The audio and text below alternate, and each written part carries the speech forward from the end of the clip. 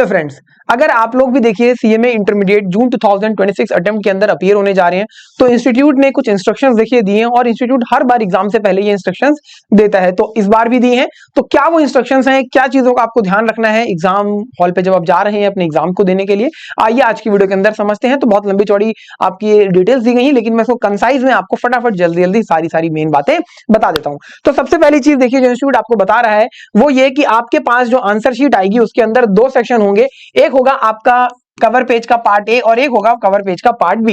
Part B के अंदर देखिए आपके पास जो एमसीक्यू क्वेश्चंस आते हैं उनका आंसर करने के लिए जहां पर आपको सर्कल करना होता है, ये वो वाली शीट है। ठीक है जी, अभी मैं इसका एग्जांपल भी दिखा दूंगा आपको क्योंकि इंस्टीट्यूट ने वो भी यहां पर दिया है।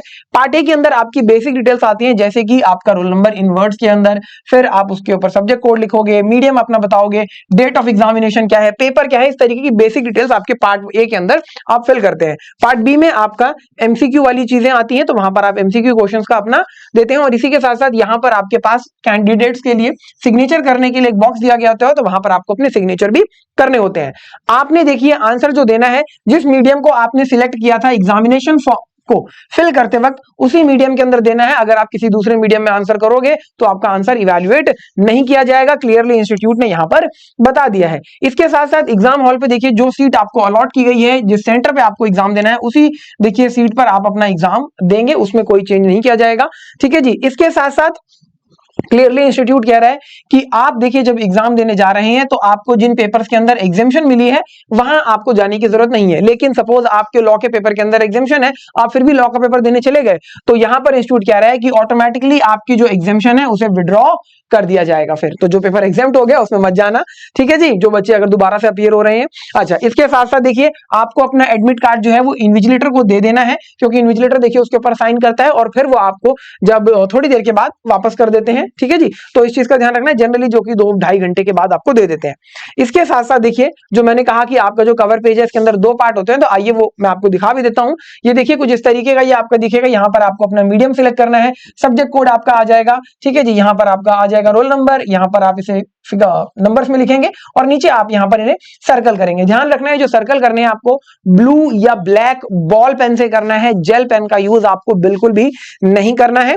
ठीक है जी, यहां पर आप अपना डेट ऑफ एग्जामिनेशन लिखेंगे, यहां पर आपका रोल नंबर वर्ड्स में आ जाएगा, किस ग्रुप के अंदर आप एग्जाम दे रहे हैं, ग्रुप 1 या ग्रुप 2 ये आपको बताना है। सब्जेक्ट का नेम आपको यहां पर लिखना होता है और आपने अगर कोई एडिशनल शीट्स ली है तो कितनी एडिशनल शीट्स ली है वो यहां पर आपको मेंशन करना होता है।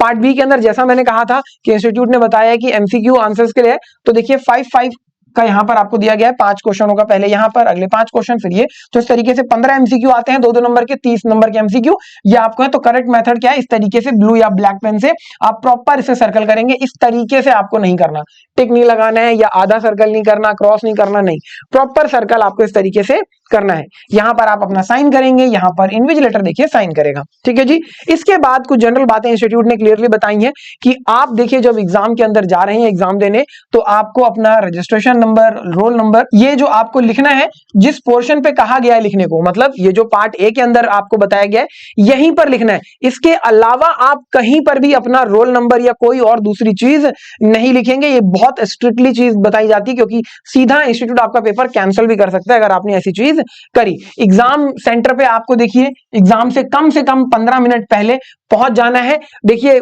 1:45 जो आपका इवनिंग शिफ्ट होती है एग्जाम की, और मॉर्निंग शिफ्ट के केस में 9:45 पे आपको देखिए आपका क्वेश्चन पेपर दे दिया जाएगा। 15 मिनट का आपके पास जो रीडिंग टाइम है वो यहां पर रहेगा। 2 बजे तक आप पढ़िए, 2 बजे के बाद आप लिखना स्टार्ट करेंगे, तो टाइम पे एग्जाम पे पहुंच जाना है आपको, क्लियरली इंस्टीट्यूट ने यहां बताया है। और रीडिंग टाइम में आप लिखेंगे नहीं। इसके साथ साथ देखिए आपको अपना एडमिट कार्ड तो लेके जाना ही जाना है, इसके साथ आप अपना एक आईडी प्रूफ रख लीजिएगा, जो कि वोटर आईडी कार्ड हो सकता है, आपका ड्राइविंग लाइसेंस, पासपोर्ट, आधार कार्ड, पैन कार्ड, इस तरीके का कुछ भी हो सकता है। और अगर आपसे मांगा जाए तो ये आपको दिखाना होगा। ठीक है जी, जनरली रिक्वायरमेंट नहीं पड़ती है लेकिन कभी कभी पड़ जाती है जब, क्योंकि बच्चे काफी टाइम के बाद एग्जाम देते हैं। देखिए इंस्टीट्यूट के पास पुरानी फोटो है, आपने नई फोटो अपडेट नहीं कराई, तो इस तरीके से वो मांग लेते हैं कभी कभी अगर फोटो मैच ना करे।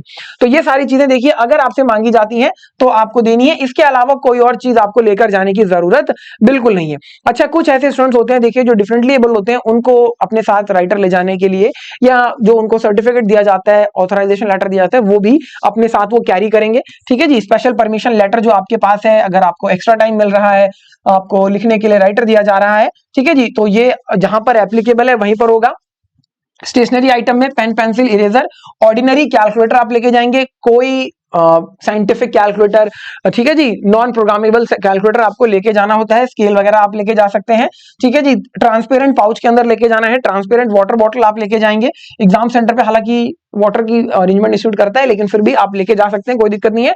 आप देखिए इसके साथ साथ आप एक ट्रांसपेरेंट एग्जामिनेशन बोर्ड, कई बार बच्चों को आदत होती है बोर्ड के ऊपर लिखने की, रख के लिखने की, तो आप वो ट्रांसपेरेंट बोर्ड लेके जा सकते हैं, ठीक है जी। इसके साथ साथ रिस्ट वॉच आप लेके जा सकते हैं, लेकिन रिस्ट वॉच ऐसी होनी चाहिए जो सिर्फ टाइम बताती हो, मतलब आजकल स्मार्ट वॉच काफी चल रही है, स्मार्ट वॉचेस आप एग्जाम में यूज नहीं कर सकते, क्लियरली इंस्टीट्यूट ने मना करा हुआ है। सिर्फ उसके ऊपर देखिए आपका टाइम, डेट और डे आना चाहिए, इसके अलावा कोई और फंक्शन उसमें नहीं होना चाहिए। अगली चीज वही स्पेशल परमिशन अगर आपको दी गई है, ठीक है जी, तो स्पेशल टाइम मिलता है, लेटर आपके पास जो अप्रूवल का है वो आपके पास होना चाहिए, ठीक है जी। इसके साथ साथ आपको देखिए क्लियरली इंस्टीट्यूट कह रहा है कि candidate should maintain uniformity in his her name, जो भी रजिस्टर्ड करवाया है इंस्टीट्यूट के साथ, अगर आपको लगता है कि सर नाम में कुछ चेंज आ गया है तो प्लीज रिजल्ट से पहले उसको करेक्ट कर लीजिएगा, ठीक है जी। ये चीज यहां पर इंस्टीट्यूट बता रहा है। इसके साथ साथ देखिए आपको एडमिट कार्ड तो अपना रखना ही है, एडमिट कार्ड अपना इन्विजिलेटर को दे देना है, जो कि कुछ टाइम के बाद आपको वापस कर देगा, और अगर ऑब्जर्वर आ रहा है, कई बार इंस्टीट्यूट से ही पर्सन आते हैं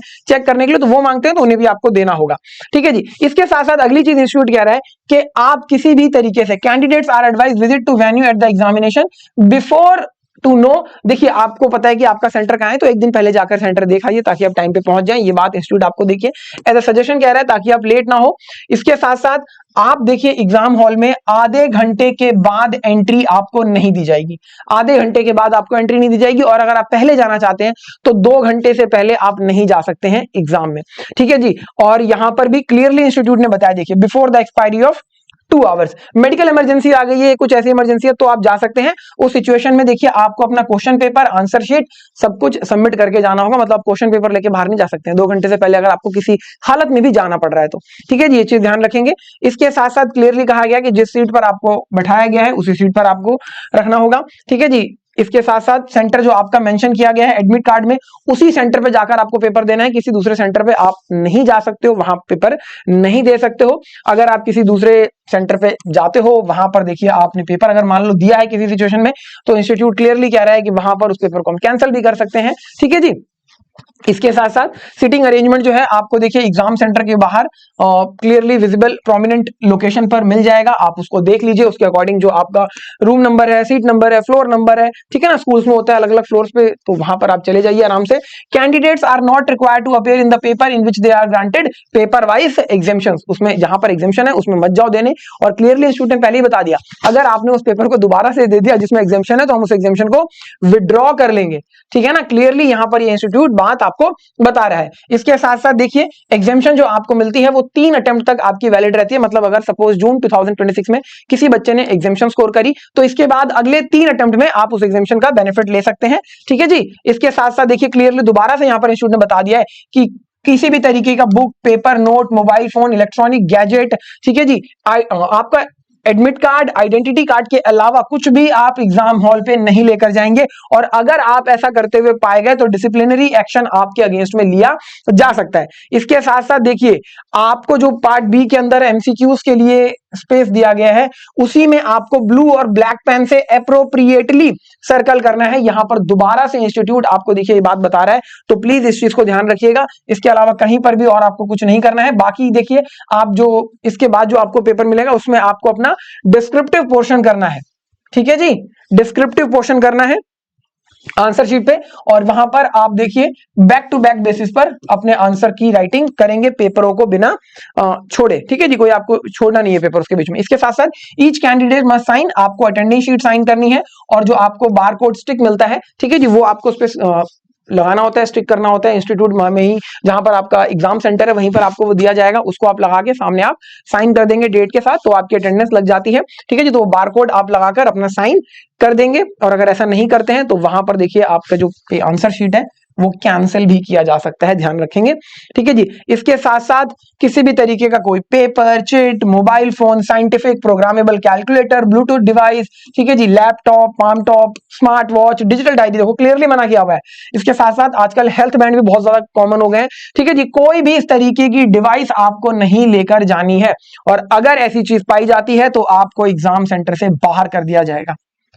ठीक है जी, क्लियरली बता रहे हैं, और लेके मत जाओ। और यहां पर इंस्टीट्यूट ने क्लियरली कहा है कि सर किसी भी तरीके की कोई आपको रूमर्स भी स्प्रेड नहीं करने हैं किसी भी सोशल मीडिया प्लेटफॉर्म के ऊपर। ठीक है। इसके साथ साथ सिर्फ आपको देखिए अपना admit card, student identity card यही लेके जाना है। ये आप अपना सिर्फ स्पेसिफाइड प्लेस पर ही लिखेंगे, इसके अलावा कहीं नहीं लिखेंगे। क्वेश्चन पेपर वगैरह पर कहीं पर आपको देखिए कोई चीज मेंशन करने की जरूरत नहीं है, क्लियरली इंस्टीट्यूट ने बता दिया है। ठीक है जी। इसके साथ साथ क्लियरली कहा गया है कि कोई भी अगर आप अनफेयर प्रैक्टिस करते हुए पाए जाते हो एग्जाम सेंटर पे, ठीक है जी, जो पॉइंट ऊपर 17, 18, 19 बताए गए इसमें से आपने किसी भी चीज का वायलेशन किया तो वहां पर इंस्टीट्यूट आपको देखिए डीबार भी कर सकता है सेवरल अटेम्प्ट के लिए। मतलब आप जानबूझकर देखिए कोई ब्लूटूथ डिवाइस लेके चले गए, डिजिटल आप देखिए कैलकुलेटर की जगह आप साइंटिफिक कैलकुलेटर लेके जा रहे हो, तो वहां पर इंस्टीट्यूट के पास पावर है कि आपको सेवरल अटेम्प्ट्स के लिए वो डीबार कर सकता है। कई अटेम्प्ट्स तक फिर आप एग्जाम नहीं दे पाओगे। तो ऐसी कोई भी गलती मत करना, ठीक है ना। कोई भी अनफेयर प्रैक्टिस आपको करने की बिल्कुल भी जरूरत नहीं है। इसके साथ साथ देखिए पर्सनल बिलोंगिंग्स को अगर आप लेके जा रहे हो तो उसके लिए इंस्टीट्यूट रिस्पॉन्सिबल नहीं है। इंस्टीट्यूट क्लियरली मना कर रहा है कि आपके मोबाइल फोन्स हैं, वैल्यूएबल आइटम्स हैं, प्लीज उनको लेके मत आइए। अगर आप ला रहे हैं तो आप अपनी देखिए रिस्क पर लेकर आइए। इंस्टीट्यूट आपको कोई ऐसा स्पेसिफिक एरिया अलॉट करके नहीं देगा कि आप वहां पर उन चीजों को रखें। हालांकि देखिए जनरली ये देखा जाता है कि जिस सेंटर पे आपका पेपर है वहां पर बहुत सारे बच्चे, क्योंकि मोबाइल फोन ऐसी चीजें आजकल हर कोई कैरी करता है, तो वो वहां पर अलाउ कर देते हैं कि ठीक है आप यहां रख दीजिए। लेकिन फिर भी इंस्टीट्यूट क्लियरली मना कर रहा है कि आप प्लीज लेकर मत जाइए। अगर लॉस्ट, डैमेज, स्टोलन हो जाता है तो हम रिस्पॉन्सिबल नहीं है। ऐसी किसी भी कंप्लेन को हम एंटरटेन नहीं करेंगे। ठीक है ना। तो यहां पर इंस्टीट्यूट ने क्लियरली बता दिया है, और क्लियरली इंस्टीट्यूट ने कहा है कि आप देखिए एग्जाम में जब जाते हैं तो वहां पर सेंटर सुपरिटेंडेंट है, इन्विजिलेटर है, जनरल ऑब्जर्वर है, ये आते हैं। इनसे आप किसी भी तरीके की कोई हेल्प नहीं लोगे। ठीक है जी। कोई एडवाइस किसी क्वेश्चन के रिगार्डिंग आप इंटरप्रिटेशन पूछना चाहते हो, आपको लगता है कि शायद वो बता दे, सामने वाला भी सर टीचर ही होगा, स्कूल के अंदर पढ़ा रहा है, तो उससे आप देखिए किसी भी तरीके की कोई मदद नहीं लेंगे। अगर आपको लगता है कि सर एग्जाम के अंदर कोई दिक्कत आ रही है, कुछ परेशानी है, तो आप उस केस में एग्जाम खत्म होने के बाद इंस्टीट्यूट को ही ये चीज जो है वो रिप्रेजेंट करेंगे, आप ईमेल के थ्रू इंस्टीट्यूट को बताएंगे, वहां आपको कुछ करने की जरूरत नहीं है।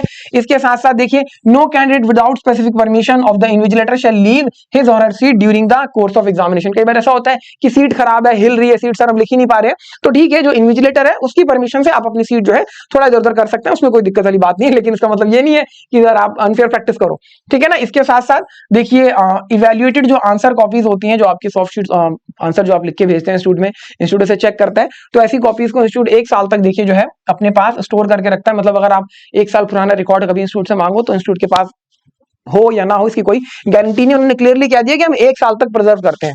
ठीक है ना। इसके साथ साथ कोई भी अगर डिस्प्यूट आता है तो कोलकाता ज्यूरिडिक्शन के अंदर, कोर्ट के अंदर उसके ऊपर बात होगी, और इंस्टीट्यूट ही फाइनल डिसीजन लेता है। देखिए final decision related to examination will be taken by the institute. तो ये कुछ देखिए आपकी जनरल इंस्ट्रक्शंस थी जो कि इंस्टीट्यूट ने रिलीज करी हैं, तो आप इन सारी चीजों को अच्छे से नोट कर लीजिएगा। इसमें सबसे इंपॉर्टेंट जो है वो आपको मैंने बता दिया कि पार्ट ए के अंदर और पार्ट बी के अंदर किस तरीके से आपको अपनी डिटेल्स को फिल करना है। ठीक है जी, इसका आप खास ध्यान रखेंगे। तो ये इसके साथ साथ देखिए मैं आप लोगों को एक चीज और बताना चाहूंगा कि हम लोगों ने आप लोगों के लिए मैराथन प्लान करी है जो कि 10 जून से स्टार्ट हो रही है, जिसमें मैं आपको लोगों के लिए टेक्स की एमसीक्यू मैराथन लेकर आ रहा हूं। तो 10 जून से आपकी ये मैराथन स्टार्ट हो रही है, तो प्लीज इन मैराथन्स के अंदर आप जरूर हमारे साथ जुड़िए, जिसके अंदर आपका ओएमएसएम हो गया, लॉ हो गया, टैक्स हो गया, इस तरीके के एमसीक्यू क्वेश्चंस और आपके डिस्क्रिप्टिव क्वेश्चंस की ये मैराथन है। तो इसमें आप जुड़िए हमारे साथ और अपने फ्रेंड्स के साथ भी इसको शेयर करिए। मिलते हैं नेक्स्ट वीडियो के अंदर, तब तक के लिए थैंक यू सो मच।